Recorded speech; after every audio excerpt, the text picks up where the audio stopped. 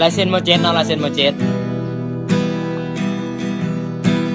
ถึงเวลาที่ต้องจากไกล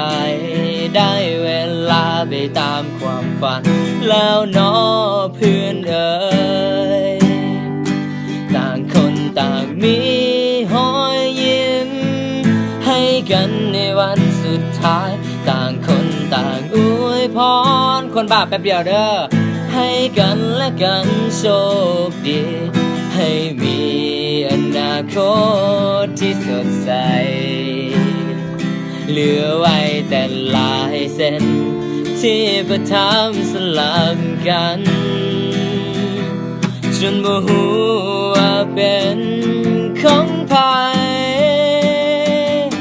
ต้องจากกันแล้วจบกันแล้วเพื่อนเอ๋ยทุกสิ่งที่เคยได้เรียนรู้มา5-6 ปีมีทั้งรอยยิ้มภาพน้ำตาความสุขใจและความเสียใจ